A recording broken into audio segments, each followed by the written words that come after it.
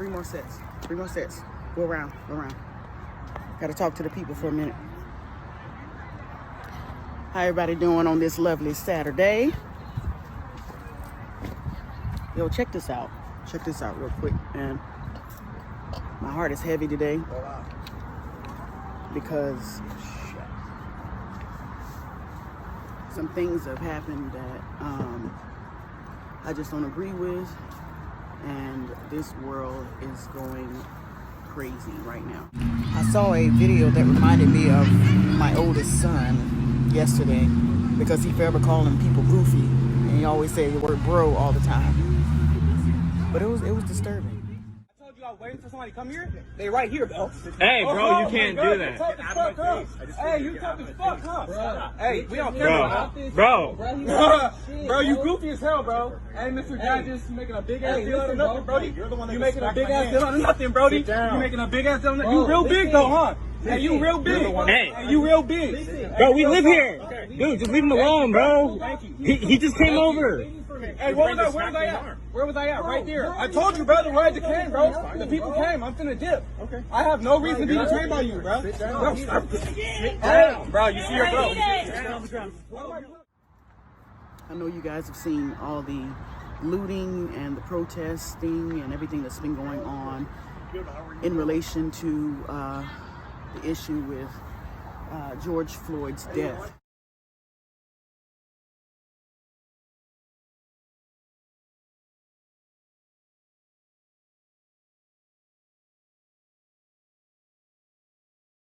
Recently,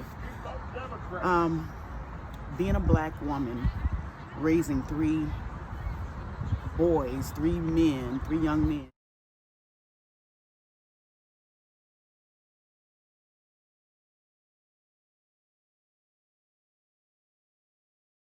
But now I question life in general. I question whether my kids will be able to grow up and see a very fruitful life, a life where there is no racism, a life where there is no judgment because of the color of their skin.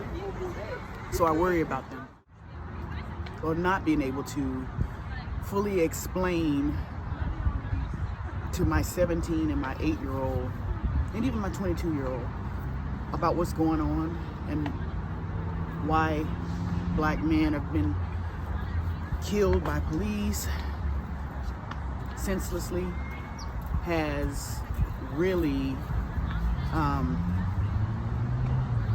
touched a nerve within myself, and I can't really explain it to him. I can't explain to my 8-year-old son when he asks me why is boys like him dying, why my 17-year-old is asking me, why are they doing this to us, Mom? I don't know what to tell him. And I'm pretty fed up, as I know most of you are, because yesterday my 22-year-old was handcuffed and put in the back of a police car for no reason at all. So I just found out about that, and I must say that I'm not happy. I'm not happy at all. And what I want to do really is to go to the Pasadena Police Department and find out whoever that officer was that not only handcuffed him one time but twice, because I guess he saw him again and put him in handcuffs again. So I asked Josh, I said, what happened? Josh said that he was making a right hand turn, and he ended up getting in front of the cop's car, and I guess the cop didn't like that, so he pulled him over, and his reasoning behind pulling him over was, he said something about he couldn't make a right turn or something.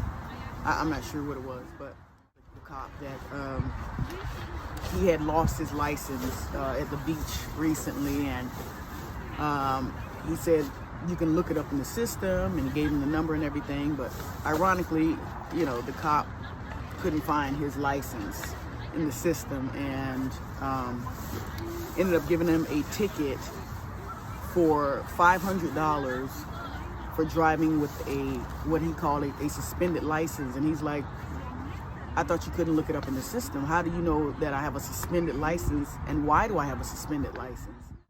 My son asked him why did he have to be handcuffed. The officer told him it's for his protection and safety. And I'm like, whose protection and safety? He said it was for his protection, the cops' protection and safety. Safety and protection from what? I'm not really sure why he had to be handcuffed and put into the back of the police car, but I'm not even sure if it's even protocol. But I do know that it was unnecessary. What really gets me is the fact that I missed the call because my son called me twice, and I don't know if I was in the bathroom or what. I didn't see it. I didn't see the missed call at all. I didn't see it. I know me. If I would have seen that call and I would have answered that call, and my son would have told me that the cops pulled him over and put him in the back of a police car, and handcuffed him for no reason at all, then I know I would have went there and set it off. When it hits close to home, you know you done messed up. You know you done messed up. My son is a model citizen. He was in the military. He doesn't have a record or anything. And to be pulled over, handcuffed, and put into the back of a police car, given a ticket for a license I know that he does not have a suspended. I have to go to court now for what he considered a misdemeanor in the state of California. It's not right. I'm mad because if things would have turned for the worse, my son tried to call me and he couldn't get in contact with me.